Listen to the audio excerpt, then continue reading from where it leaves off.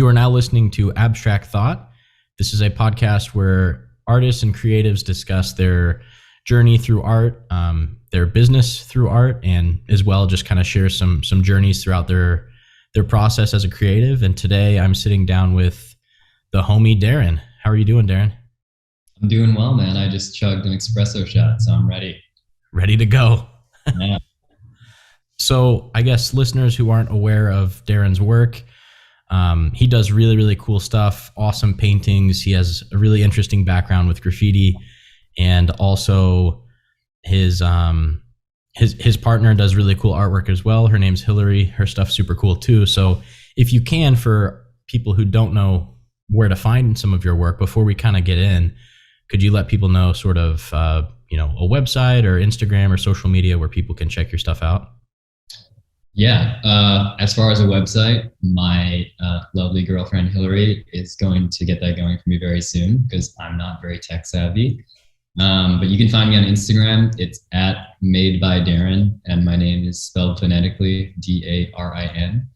And also check out my girlfriend, Hillmatic, HIL_matic, a play on Illmatic by Nas. Heck yeah. Yeah, definitely check Darin and Hill's stuff out. They're doing really, really cool stuff. So first thing, I guess, if you can help me understand a little bit better about your background, sort of, where you grew up, where you come from, and how art sort of plays a role in that development early on. Yeah, definitely. So where I come from is kind of a mixed bag. I spent my early childhood in Oakland. So up until I was about 10 years old, I lived in Oakland, and then we moved to LA. Both places definitely have a really cool creative scene. My parents are both creatives, but they're not by profession necessarily. My dad is an insurance salesman, which doesn't sound very artsy at all, but he's also like a rocker stoner type of guy, and just dabbles in architecture and has taught himself how to use all of the 3D rendering and vectoring programs. So he's designed his own houses. He's helped people like rebuild their houses. And my grandmother is an interior designer, so he's also picked on that. And my mom more directly works in the arts. She actually does work in fashion. So, there's a creative line there. She went to FITM and can do all of the, figure drawing sketches and has a really cool aesthetic. But yeah, so I lived in Oakland, and then we moved to LA when I was around 10. So my early years are definitely informed by the Bay Area, which has a bit of a more, I wouldn't say softer, but kind of a more playful art scene, I would say. And then LA has a bit more of a hard edge. So I got both because in my early childhood I was in the Bay, and then I went to LA. But yeah, that's kind of a high level overview, and I'm happy to talk more about any of that. Yeah, definitely, man. I think it's super interesting, like where you touched on your background with, your mom being in fashion. I bet that was like really interesting growing up. Did she do some work from home to where, when you're home from school or something, you're able to see her kind of chewing away on coming up with ideas and concepts and designs? And, is that something you saw her kind of doing? Yeah, definitely. She went to fashion school later in life. So when I was in early high school, she was doing FITM in LA, which is a Fashion Institute of Design and something. And so I would come home to her, sketching out dress ideas and putting together portfolio stuff. And it was really cool to see. I didn't really think about it at the time. It was just kind of part of life. But looking back, seeing her being really driven and taking it seriously, essentially a creative output, definitely had an impact. Her father was also an artist. He did portraits just for fun. That wasn't what he did as a profession, but he would just do pencil sketches. So there's definitely a lot of creatives in my family. That's awesome, man. That's super cool. I love hearing like some of the family lineage of artists, and kind of, it's always interesting to me too, how some people will have like, a great aunt who was like very prolific as an artist, or, even someone who married into the family who just so happened to be an artist. And if you're exposed to that person at a certain age, you're like, hey, art is something that's really cool that this new person in my life, does. It's really cool that, I can strive to do something creatively similar, which is really, really neat. It's also super cool. You talked about your dad, like, he's in this very, maybe non-creative field per se, but it's neat that he took the time outside of that to like, investigate some of these creative interests of his and learn those 3D programs. I'm impressed with that, especially because 3D and those like three-dimensional programs are very mathematic based. And like, I don't know, I'm very two-dimensional and I like to stay analog a lot. So people who take the time to learn those 3D programs, I have tremendous respect for that. Oh, likewise, man. I mean, I'm admittedly pretty bad with technology of it, as I touched on. Like my Procreate skills are very rudimentary, and I can make it work, but that's not my forte. But yeah, my dad is also really big in music, so he takes guitar lessons to this day. So he does have that kind of creative mind. And to kind of touch on what you said, another figure in my life who did essentially marry into my family was my grandmother's ex. He went by Aloni.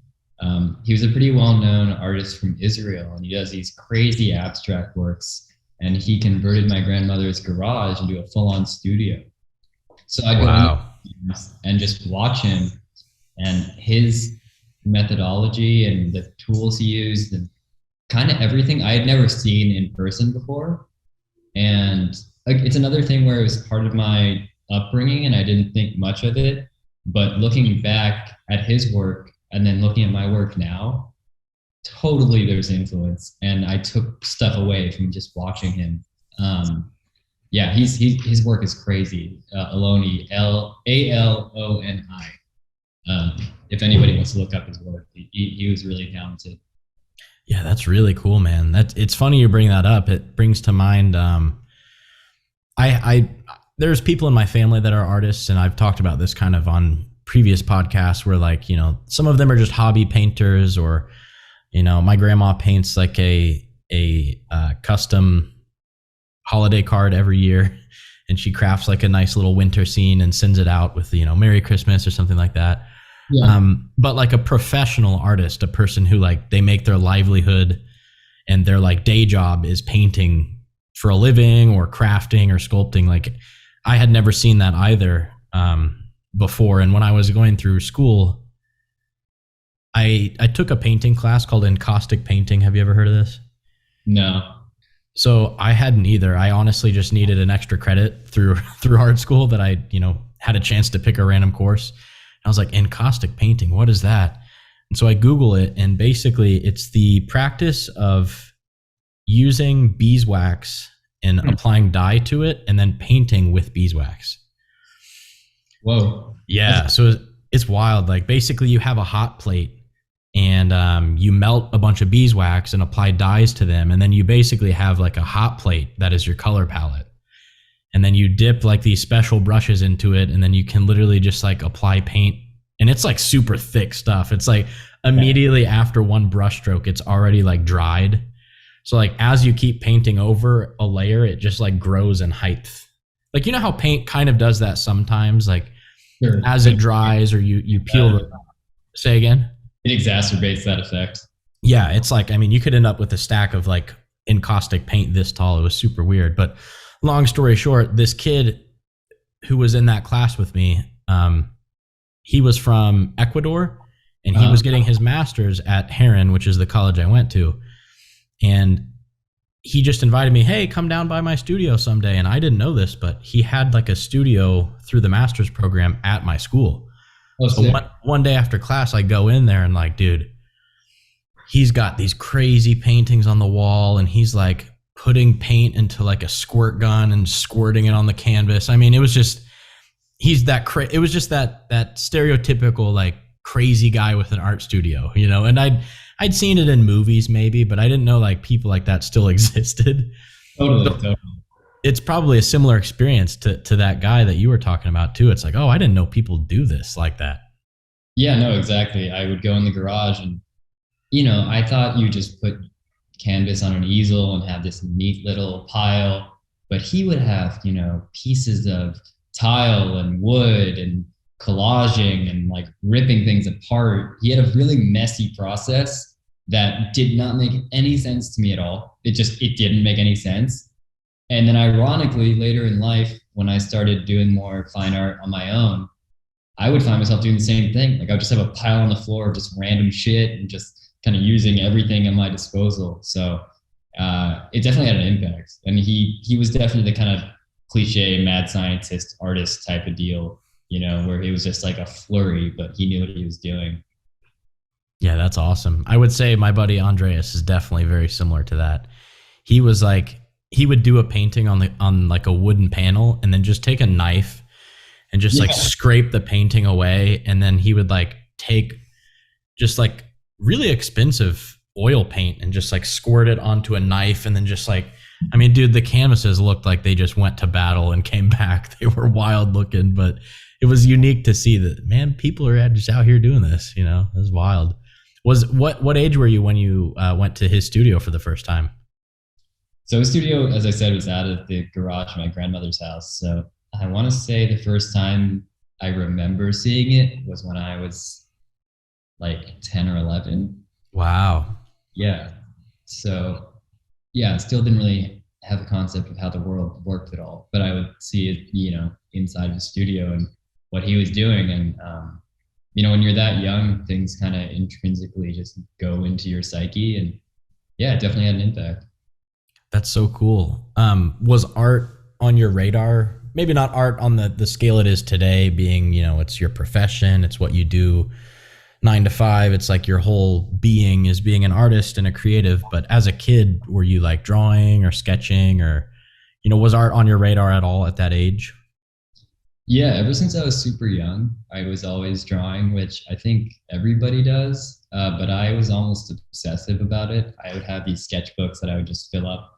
And my style is so weird, man. Like I look back at those sketchbooks and it kind of creeped me out. It's all these like really detailed monsters and like, just, I don't know. I was definitely like, there was some darkness in me when I was a little kid, man. It's all fucking like really detailed like monsters with all these creases, and it's almost like the exact opposite of what I do now. Like it's really detailed, like fine line stuff.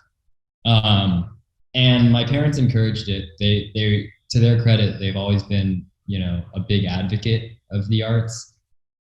So I actually went to something called the Brentwood Art Center. It was an after school program, and I took comic book illustrating. That's what I thought I wanted to do. I thought I wanted to be an inker for comics, which is essentially, you know, you take people's sketches and you literally ink over them, because I really, really like doing exact line work. So I have work from when I was in my like preteens to early teens. That's all like Spider-Man, Robin from Batman and Robin, but like, you know, portrait comic book style, like very precise. And I look at it now and it's really weird. It's almost like I have cognitive dissonance because it doesn't seem like something that I would ever do now. But yeah, so that long story short, it's been a part of my life for a while, but it was never like the thought of being an inker was like, oh, that sounds cool.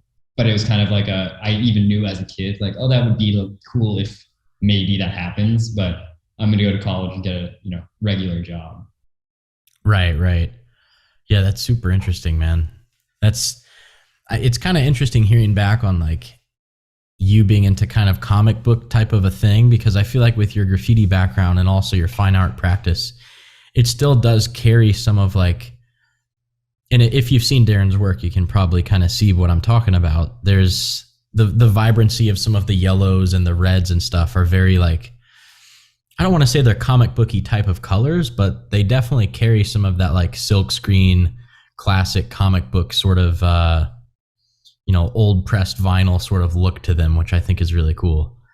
And it's also funny too, thinking back how you're like, yeah, I was doing these crazy monster, you know, high precise drawings.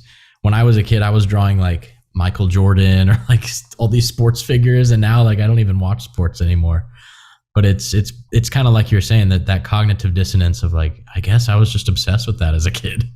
I just drew it all the time. But it's weird how that stuff kind of fizzles out and then you find a different direction. Um, as you sort of developed as an artist, what sort of prompted some of your aesthetic or your visual language, would you say? Yeah, no, that's a good question. I feel like I'm still kind of establishing it, or reestablishing it. But as you mentioned, when I was fairly young, I got into graffiti, and between the kind of comics and it's really stereotypical, but anime. To my defense, I am half Asian, but like movies like Akira, Ghost in the Shell, and artists like Yoshitomo Nara, who does these really kind of cartoony looking girls with big eyes. I saw a show of his when I was really young. My grandma actually took me. Now that I think about it, my grandma's a big influence in my art. Yeah. But basically, because of skateboarding, which I was heavily into, I still am, but I just can't really physically do it much anymore. I was introduced to graffiti. All the older skater friends I had, when we go to spots, would catch little tags, and then even my peers eventually. Ironically, I told them that they were fucking stupid, and they were like, I was like, "You're burning out the skateboarding spot. They're gonna come here and bust you for doing graffiti." And I hated on it. I thought it was so dumb. And then one day, somebody gave me, like a big Sharpie, and I drew something on a table. And I was like, "Ooh, that's super fun." And then I became part of that culture as well. But that definitely shifted my view and kind of art practice. That's when I really stopped going to the Brentwood Art Center and stopped caring as much about, I don't know, comic book art, I would say. But funny enough, I was really, really into thick black lines and really like precise line work in my graffiti practice. Like that's what I was obsessed with for a long time. Like making sure that everything was perfect, like cutting back. And cutting back is when you take a color of the fill and then you go over the outline. I mean, you do the same thing in painting, right? But it's just to make everything really precise. And so there was still a carryover of that kind of comic book-esque mindset, but I kind of dissipated anything quote unquote fine art and just was doing graffiti for quite a while. Why do you think that is? Like what prompted that sort of shift for you? I mean, being kind of stereotypical rebellious teenager, it went hand in hand with skateboarding. So it was something that I could do with my friends and kept me active, and it was just fun. I just found it really fun. And using a spray can became more second nature than using a pen or a paintbrush. And it wasn't until much later in life that I kind of went full circle and started to do, kind of quote unquote regular paintings again. How recent was that transition back to like regular painting? Well, not that graffiti's not regular, but like in the classical sense of, a canvas, et cetera, et cetera. Yeah, definitely. So I'm trying to remember what year it was. I want to say 6 or 7 years ago. I was working a really kind of 9 to 5 office job. I used to work in the tech industry, believe it or not, doing marketing and sales. And, straight up would wear an Oxford every day, had a name badge, the whole nine. And so I was doing that, and I wasn't really painting graffiti as much because I was trying to like quote unquote clean my life up and do what I thought I was supposed to be doing. But I still always had this creative, need inside of me. So the year that I was working at this certain office job in LA was one of the most productive years I had creatively, because after my job, I would go home and set aside, I would say 1 hour. That was my rule to myself, but it would usually become the entire night to paint. And I kind of rediscovered my love for making fine art. And then I started posting it on Instagram and like getting some, love for it. And I was like, cool. And so I was doing a lot of work on paper that was multimedia after work, and I did that for a year and some change, and that was definitely the shift for me.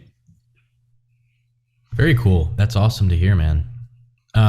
What was your, I guess it's kind of hard to explain to those who, don't really come from the graffiti realm, but like as you dedicate years into graffiti and painting all over the city and traveling doing that, when you shift from kind of painting graffiti to doing, let's say, a studio practice or approaching doing murals, there's this stigma of selling out in the graffiti culture of, oh, he's a mural artist, he's a tattooer, he's a graphic designer now. It's like, there's this kind of cultural backlash that can be had for not just, purely devoting your entire life to the culture of graffiti, which, to those who do it, more power to them. That's super awesome. And, some people out there really crush it. And those are the people that deserve that recognition, I feel like. But did you receive any kind of backlash or, maybe not backlash is the word, but I guess just what was that transition like? And yeah. Yeah, I mean, to this day, that happens to me. I feel like it comes in waves. Every time some new stage in my quote unquote career happens, there is some sort of backlash. And it's, I feel like this happens with anybody who gets any sort of recognition. Is you get, all these people giving you accolades and then a few people doing the opposite. And for me personally, I'm still trying to learn how to filter that out because, as you said, I come from a skateboarding and graffiti background. Both of those cultures are really accepting, but also very rigid, which is funny because they're supposed to be these free form, free expression, illegal activities, but there's all these rules that you need to adhere by, or else you suck. And if you break the mold, you're whack. You're corny. And I honestly, it took me a long time to shake that mindset. That's kind of what kept me from doing fine art for a long time, which is such a self-defeating prophecy because there's no reason you can't do both. I mean, there's people that I respect purely in the graffiti world that actually have a really sick fine art practice too. I mean, the easiest example would be, someone like Barry McGee. He still catches twist tags and is fairly active, but he's a fine artist. And another person in his crew or people are OS Gemios, the twins. They still do graffiti and they have a fine art practice. I mean, I can go on and on. Porfi out in Paris. So there's no reason that you can't do both, but there are going to be purists no matter what. And as you said, I respect it and I understand where they're coming from because I thought like that for a number of years, but it's just not me anymore. And all I can really do is be true to what I feel like I want to do. So, yeah, I mean, as I said, I still get backlash to this day. I had to handle a little something this weekend about a mural getting gone over. But at the end of the day, I've been kind of true to my practice for as long as I've been doing it. So I don't know if anybody hates on it, then I kind of just brush it off, dude. Not to say that it doesn't affect me. I'm a human being. Sometimes my reptile mind or my younger mind takes over and I'm like, no, like I'm not whack. Like I'm going to go catch a throwy on the freeway and show you what's up. But I honestly try to quell that now because for me, that's not productive. I still do it, allegedly, but to do it out of like spite or to prove something, to me, doesn't seem healthy anymore, if that makes sense. Right. Yeah, no, definitely. Yeah, it's interesting. And I think, something I wanted to touch on as well, when I started thinking, hey, I'd love to have Darin on the podcast. I'd love to talk to him. I really wanted to pick your brain on, one, how did you sort of develop the studio practice art style that you have now? That's one. And then two, maybe this funnels into that question, but is where you grew up and like the city you're in, does that play a role maybe influence wise in some of the art direction or art style that you have for not only your graffiti but studio practice? Because, for example, being from the Midwest, there's this constant sort of Midwest insecurity where stuff from LA or California and stuff from New York City is inherently like it carries a certain cachet of like, oh, they're a New York artist or they're from California, and people from the Midwest are always like, ooh, that's really cool. And even if it's something that, I don't necessarily resonate with, it still has a huge impact here. So that has somewhat formed a little bit of some of my different opinions on the state of art sort of in the Midwest, or kind of what I'm trying to do. So that's a long form way of kind of asking, like, what are some of your influences art wise, past just family, and then two, does your location play a role in that at all? Yeah, totally. No, that's a good question. And I've definitely thought about that, ad nauseum at times.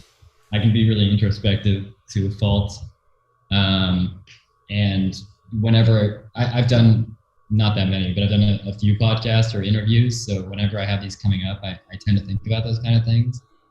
To answer your first question about studio practice, this is actually the first real studio that I've had, that you're looking at right now. I'm sitting in my first real official studio. So in the really kind of dictionary definition of studio practice, I just started. As far as painting in my apartment and making my own personal work, as I said, they kind of started when I had the 9-to-5 job, and I would do it after, and then I just carried that on. So I would get sidetracked, for lack of a better term, by getting more into graffiti or whatever, but it's something that I carried constantly with me from that time. So for the past 7-8 years, and then also before that too, in college, like I was in a group show, and it's always kind of been in my life, but as far as it being a constant, I would say the past 7 or 8 years. But this is literally the first real studio I've ever had. So I'm still learning how to do that. My girlfriend Hillary is a studio artist, so I've been taking a lot of cues from her. My bad. Yeah, what were you saying? Oh, I was just gonna say congrats on the first official studio, dude. That's awesome. Apartment painting is a realm of its own, so a nice space where you have room to think is really cool. Yeah, it's something that I've wanted to do for a while, and I finally pulled the trigger. A lot of people always tell me that I should paint on a larger scale, including yourself, because all my works tend to be pretty small, because I'm so used to painting like on a table in my apartment. So now, I have this white wall to my right where I can hang stuff up and kind of go crazy. And it's going to inform, and has been informing, my work in a way that is really cool. I'm excited about it. And then as far as location, what you said is true. I have lived mostly between the Bay Area, which is San Francisco and Oakland and everything in between, and Los Angeles, which are both the epicenters of art, and specifically graffiti. So I've been surrounded by the cream of the crop my entire life, which has informed my practice for sure, for better or for worse. I mean, I'm to this day constantly looking at people who are at the top of their game and thinking of them as peers because they're physically close to me. And so because of that, I have this intrinsic drive to be incredibly good. And it's this unattainable goal, but it keeps me going. So I've embraced it at this point. I think it used to drive me a little crazy, especially in graffiti, because there are people, I mean, in LA, when I was out there and painting a lot, the MSK crew was really active. So that's what I saw all the time. I would see Revoke and Augor, Rhyme. This is when they were really doing a lot of freeway spots and illegal work. And so that's what I saw. Like, that was the standard that I was held at. And to those that don't know, those are literally some of the best in the world. A lot of them are really good fine artists now as well. So that informed my kind of earlier painting. And then as I got a little bit older, I went to Paris for a summer, and I saw the Pals crew, Orphe, Tomek, O'Clock. I don't know if he's in Pals, but he was out there doing a lot of cool stuff. And that really spoke to me, like that style. So I came back to LA, and I was doing more what they call European styles, which is actually somewhat aligned with the Bay Area. Yeah, go ahead. Before you keep going, what prompted the Paris trip? Oh, it was just a family trip. I have a lot of connections to France and specifically Paris. My mom was there for some of her childhood. She's fluent in French. I went to a French preschool. I used to be fluent, but I lost it because I didn't practice. But my stepmother at the time was from Paris, so we went back to visit for a summer. And I planned on skateboarding the whole time, but I twisted my ankle skating this famous spot called the Tokyo Palace, like this marble double set that's been like, I don't know, for skate nerds, it's been like Medic Modi and all these old legendary videos. But I broke my ankle or twisted it. And so I would still go to these skate spots, but I couldn't skate. And so I started looking around and I noticed all the graffiti, and that really invigorated me. That informed a lot of what I do. Had you been into graffiti in the Bay Area or not Bay Area, but just California in general prior to your Paris trip, or did Paris kind of kick off your graffiti interest? I was into it, but in a very siloed way. Like I only looked at LA stuff. My stuff was very like sharp and had cracks, and it was like very, I mean, honestly, it kind of derived from gang culture, most of the LA styles. And so I was kind of emulating that. And when I saw in Paris that people were just breaking the rules and doing all kinds of crazy stuff, that made more sense to me, and I carried that on. And like that's what like really catapulted my interest. So I was already into it, but that really took it to the next level.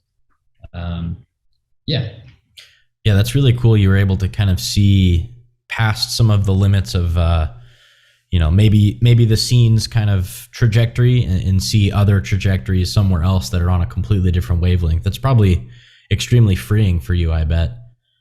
Because like you said, you were a little siloed feeling somewhat before. Yeah, I mean, this is before like Instagram and all of that. So styles were still very regional.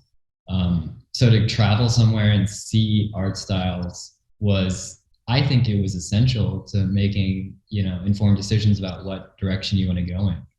Because I was also going to like, the Louvre and all that kind of stuff as well. So seeing that stuff in person was definitely cool and life-changing. Honestly, hot take, I think the Mona Lisa is pretty fucking underwhelming. But, I did get to see it. So I've heard. How was it looking through, the Louvre and some of those things? Like, all of a sudden you're getting kind of a world-class, Paris is kind of the city of romance and also one of the biggest cities of art too. So you really kind of jumped in head first there and kind of, what was that like? Kind of like what takeaways do you have from that trip, I guess, or lessons from perceiving things differently that you took back home?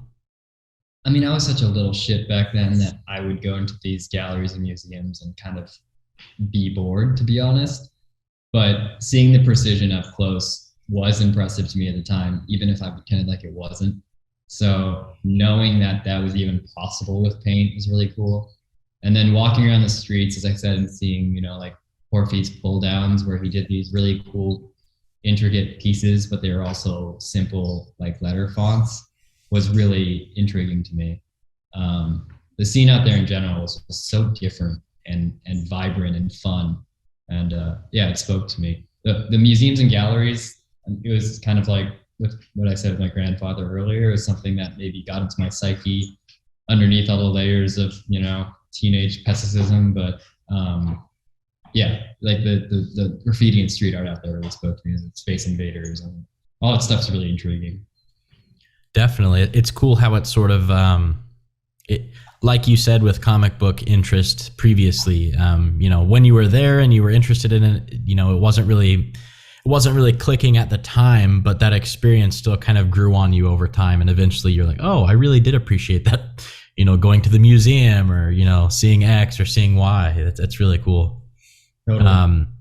So another thing that I kind of wanted to touch on as well, I spoke with Dane, who's a tattoo artist here in Indianapolis, and we kind of discussed this phenomena of like kind of anti-style tattoos and kind of pairing that with like anti-style graffiti and sort of what has kind of prompted some of this movement. And I don't know, I was just curious kind of, I feel like it's a disservice to call your graffiti in your studio practice anything like anti-style, because it's very far from it. It's definitely anti some of those like ground rules that everyone kind of follows, where the 3D goes straight down and there's the barcode 3D, and same with studio practice. Like, what is your kind of hot take on the era of anti-style and some of this phenomena kind of worldwide? What are your thoughts on that? Totally. And to the outside world who doesn't know what that term means, it sounds like it has a really negative connotation, like not having style. Excuse me. But it basically just means that you're doing things kind of out of the box and not the same way that it's typically done. So I don't really have a problem being called anti-style or being part of that movement. I mean, I've been on some of those pages, like, and the anti-stylers and all that kind of stuff. I actually didn't really understand it for a long time, especially when it came to graffiti. One group and crew that really kind of opened my eyes to the possibilities and kind of the legitimacy of it was a crew called BKF, which is Big Kid Fun. They're based out of San Francisco. They're still going strong, but people like Orphan, RIP, Panda Sex, God, who else is in BKF? Oh, my homie Chunied. Just like they were basically just abstract artists that would do graffiti the way that they would do abstract art. And I did not fucking get it. Like, I remember looking at it and being like, what the fuck am I looking at? This is stupid. And then eventually I was like, wait, but BKF is cool. But why do they paint like that? And it really like blew my young mind. And I started paying attention. And then there were people from LA, like Otis, JDI, who kind of took cues from that as well. And I started to maybe not understand, but appreciate it more. And in my personal art style, it's pretty abstract and kind of speaks more to that kind of language. And so in the more recent years, I've honestly tried to find a way to do graffiti in a way that it melds the two worlds of my personal practice and my background in graffiti.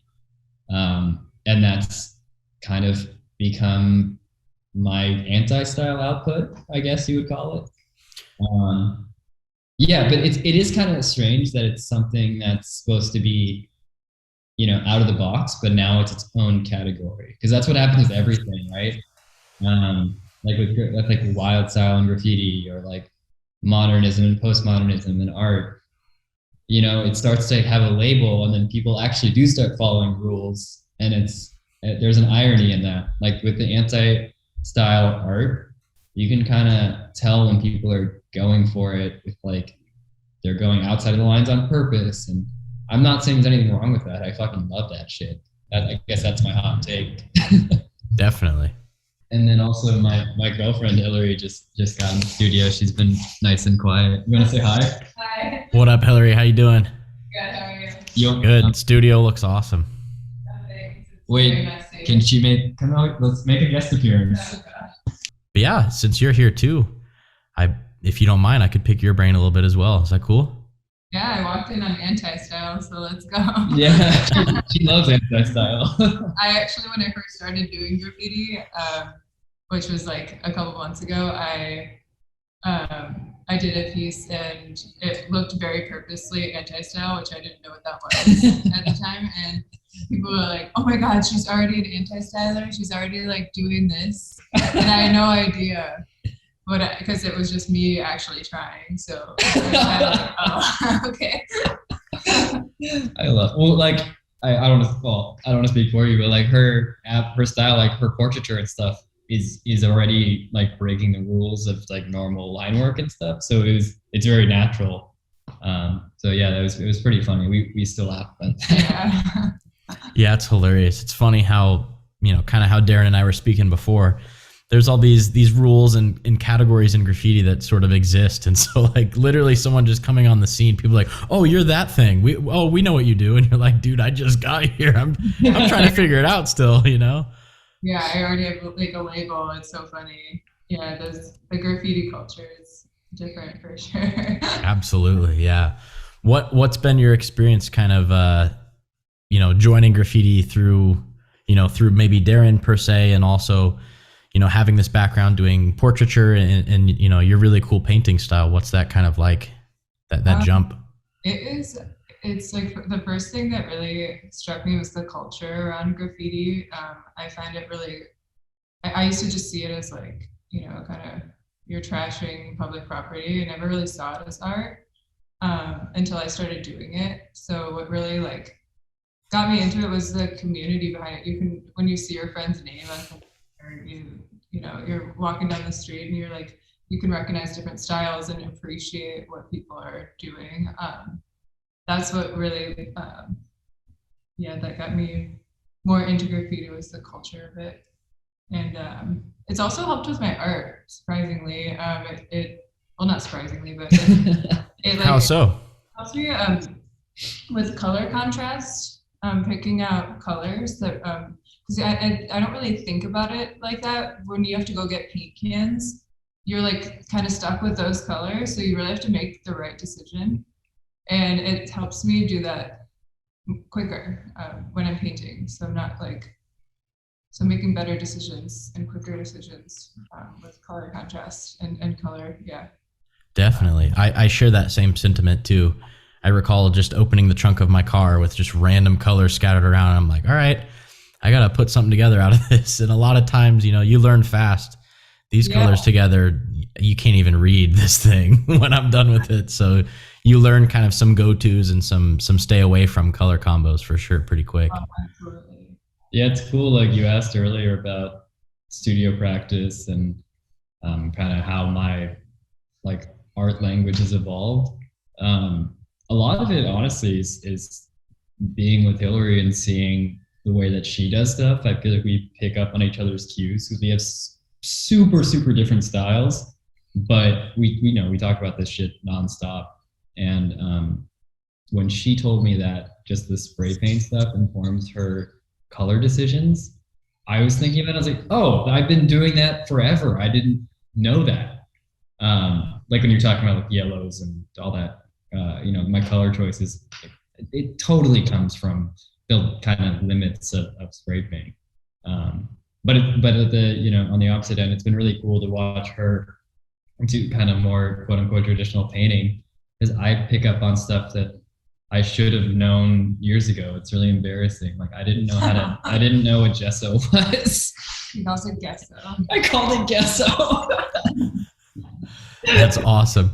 Yeah, it's like, wait, you're supposed to put something on the canvas before you paint it? I thought you just put Rust-Oleum directly on raw concrete. Like Gesso. Oh, dude. Yeah, I mean, oh man. Yeah, she has so many embarrassing stories about like my ignorance.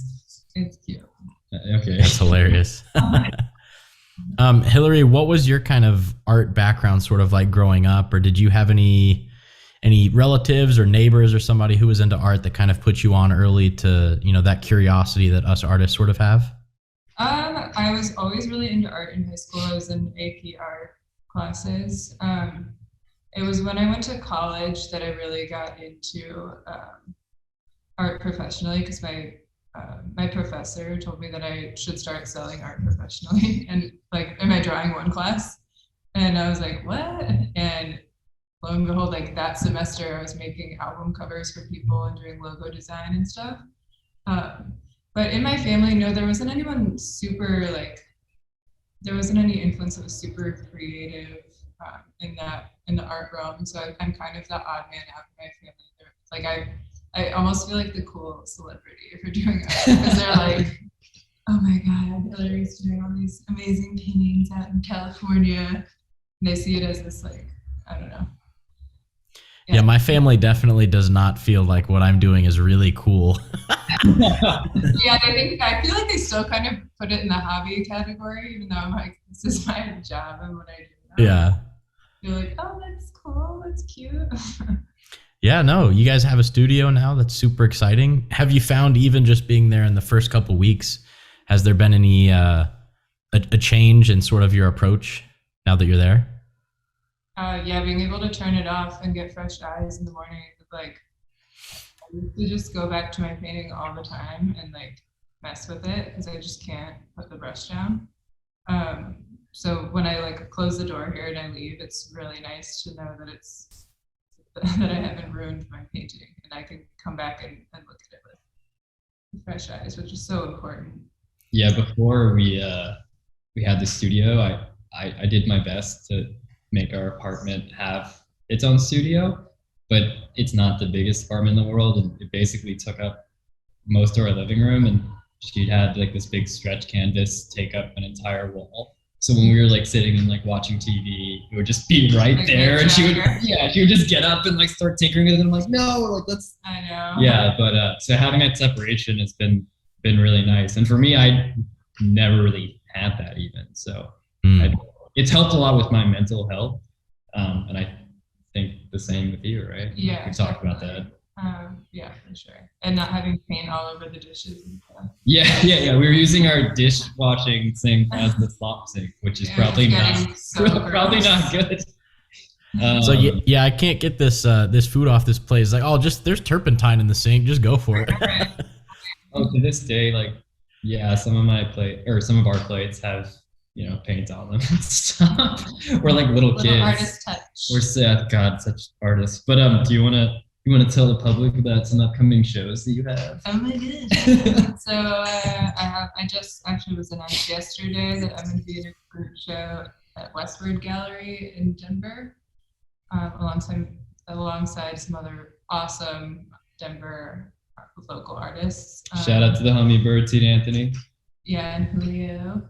And then we have our San Clemente show. Oh yeah. Which is May. Wait, that show's in April. Sorry, that show's the Denver show is in April, and then the San Clemente show is in May. It's in May. It's the last Friday of May. It's myself, Hillary, and Bud. It's a 3-person show, but we're also gonna have a wall where we put up our entire crew / collective as well. CCC. Heck yeah. Yeah. Do you guys care to expand upon CCC a little bit more? I'd love to hear a little bit more backstory, because I feel like I joined the train kind of as the train is a growing. So I'd love to hear kind of the inside scoop on the history. Well, what's funny is I think you kind of invented it. We did it. Like we came up with it together. Like it was. Yeah, we were in Malibu painting with Crumpton and Kate, and we were like thinking how like it was like kind of a joke at first. Totally a joke. And we just kept throwing it up everywhere, and then I don't know, it became sort of this art collective thing. We called it the City Cleanup Crew for a while because we were like doing murals downtown, and people were like thanking us for doing them. So like. We felt more like we were doing kind of a city cleanup vibe, and then it turned into more of an art collective kind of thing. So that's awesome. The name came from the fact that we were allegedly painting graffiti in Malibu, and like the juxtaposition of like we're painting graffiti in Malibu. Like, it felt like so. I don't know. It just so and then afterwards we had this kind of like fancy Malibu day and celebrated her birthday. So we're like country club criminals, and that's where CCC came from.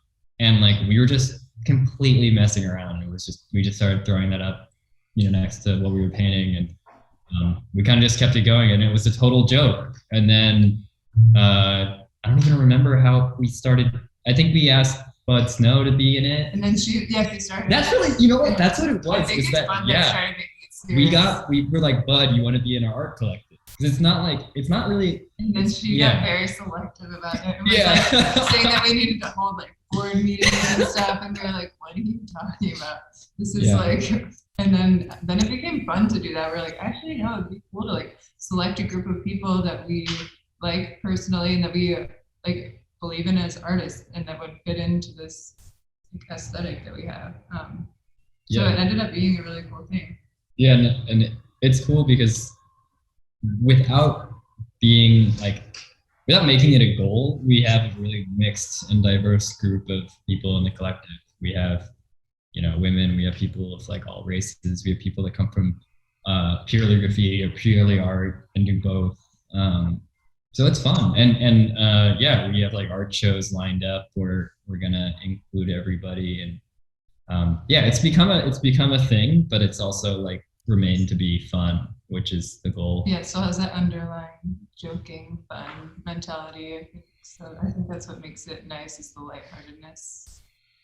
Yeah, I think that's definitely needed this day and age too. And I think kind of back to what Darin was saying earlier with his graffiti stuff, kind of catching, not even graffiti, but even studio stuff, catching some flack from some of the rule enforcer people in the graffiti / fine art realm. Really, that's what I resonated a lot with. I call it triple C. I don't know. You guys call it CCC. Yeah. I love that. No, the triple C. I love that because it's like, I was been doing that because of 3-6 Mafia. Triple six. 3C Mafia. Yeah, I'll let this idea out of the bag, but I really want to do like a mural or like clothing or something where we do a flip on 3-6 Mafia with CCC in there. That'd be hilarious. Yeah, that'd be tight, man, for sure. I just think that's something that really drew me to what you guys were doing with that. Where like, being an artist, it is this very serious thing. It's like, you have to take your craft very seriously, and same with graffiti, but it doesn't need to be that serious all the time. It can be lighthearted. You can just have a collective of people who are friendly, who like to, conversate and intermingle and share kind of some secrets or some, like Hillary was telling me the other day about some NFT stuff that like, man, I don't know anything about that. So even just having people to kind of pick people's brain is like super beneficial for sure, for everyone involved. That's good to hear. There's no real goal, but if we did have a goal, it's just to have our friends share knowledge and encourage each other, which it seems like it's naturally doing through our insane group chat. So it's hilarious. Absolutely, yeah.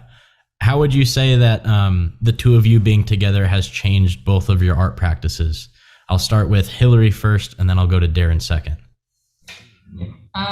It's definitely made me like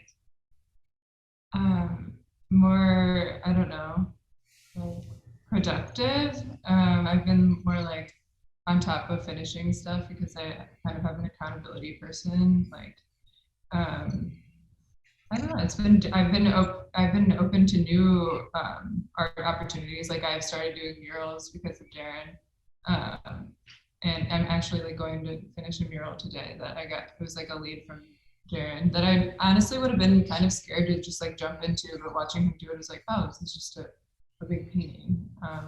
So yeah, the mural world, we kind of just like, I don't know, both of us staying on top of events and stuff and like mixing into each other's crews has been really cool because we've been able to expand our networks and show places we normally wouldn't have shown. So that's how it's changed for me. Yeah, it's just. That's awesome. That's really cool. Yeah, I was wondering too, like with your stuff being so, relatively figure based. Granted, you bring an abstract element to the, the representational paintings, etc. But like Darin being, coming from the graffiti / kind of minimalism abstraction background, I'm curious from Darin's point of view too. Like, what is it like being kind of surrounded by someone who's rendering things from reference or, things that are supposed to look like a certain thing? That's kind of different compared to what you do usually, which is okay. I love that both of those about both of what you guys do. So I'm just curious how that overlap is. Yeah, I definitely echo the sentiment that my network, both literally and figuratively, has expanded a lot. Because of Hillary, we're in Colorado a good amount now. So just being in a different scene and meeting different people has definitely informed different things that I've done. Also, she has kept like a really good studio practice for the time that we have even known each other before we were dating. And to see that has kind of informed the way that I look at studio practice. She like may not, it's not the same like hours every day, but it's every day dedicated to doing it. And I have never actually seen that up close before. And as I said, honestly, just really stupid shit like gessoing canvases, stretching a canvas, like using the right acrylics. Like, oh god, it's bad. Like my ignorance is it goes for miles and miles. So she's maybe unknowingly, but probably knowingly, she teases me all the time, has taught me a lot. And like, yeah, I guess I've taught her stuff, but I don't know what the fuck. Like, I'm just like, let's go paint a wall. Like, I'm like, I can't paint a train today. I have to like send this okay, in the mail. that's not true. Okay. Not that he paints trains, but like, you know. Yeah, it's funny. Like, I think that the main thing that, I mean, for me, that we kind of we all hold each other accountable for both like having fun and being professional. Like, I think it's a really good like balance. And yeah, I don't know. It just opens the world up to a different viewpoint all the time. Absolutely. That's super cool to hear. And it's exciting. I think y'all are at a really cool, interesting place in terms of your studio, and even like Hillary said, starting to do murals. You know, it's cool to see that interconnection of what y'all are doing, you know, collaboratively, but also independently. It's going to be exciting to see next couple of years what you two and the Triple C gang are able to put together.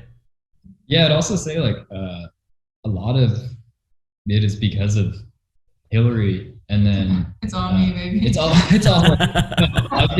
didn't even finish my thought yet. What I was gonna say is like, you know, because she had this, or still has this like very serious like studio practice and does, you know, large canvases. I've naturally gravitated towards wanting to do that as well, and kind of looking at galleries and art shows is something that I wanted to do.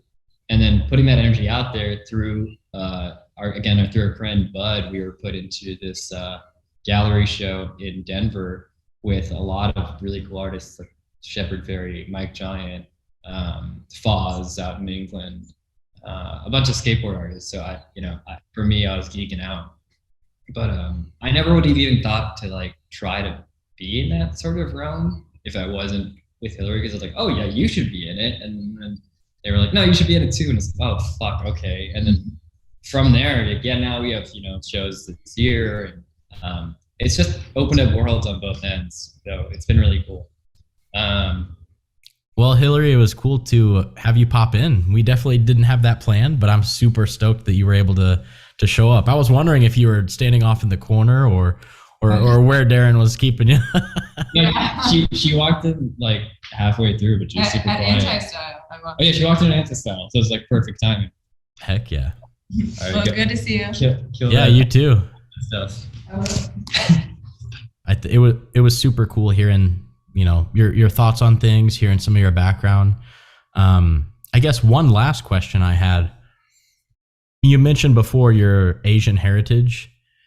And I was also wondering too, being that you're in California, I still find it a little bizarre that there's this European, like super strong influence on the West Coast of the US, whereas these Asian countries are, you know, maybe a closer flight, or they're I guess closer in nature to sort of the West Coast of, you know, California, etc. So is there some Asian influence in some of your artwork, or sort of in the fabric of where you're from? Is that sort of prevalent there? Honestly, I don't really see much influence from my Asian background besides the subject matter I used to paint. I used to do more like cartoony illustrated stuff, and a lot of that was informed by Asian caricatures on, candies or in shows. So most literally the subject matter for sure. But I don't know if it really informs my practice. It might be one of those things where in 5 or 10 years I look back and go, oh yeah, that's from, a temple in Angkor Wat or something. But in the immediacy, to be completely honest, I don't know if there's really an influence there. I wish I could say there is, because that would make me sound more interesting, but Oh, it's all good, man. No, I was just curious. I didn't know if it played into, color, for instance, but I think the comic book thing definitely. Had you considered that before, that those colors sort of came from some of that early interest potentially?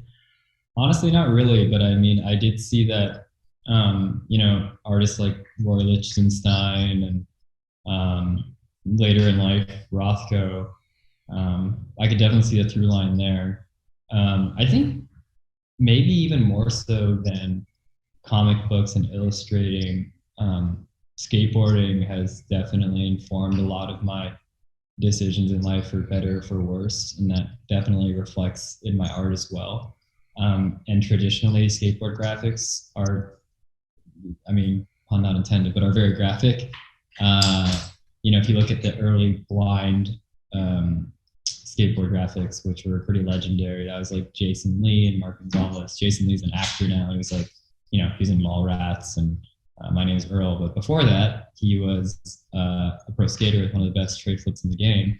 And he was on this company called Blind, and they are super influential on the entire culture. And a lot of it was appropriating cartoons and just really like illustrative work. I also grew up copying skateboard logos, like just drawing them over and over. And one of the main logos that I would copy in practice was Think Skateboards. And it said Think, and it had flames.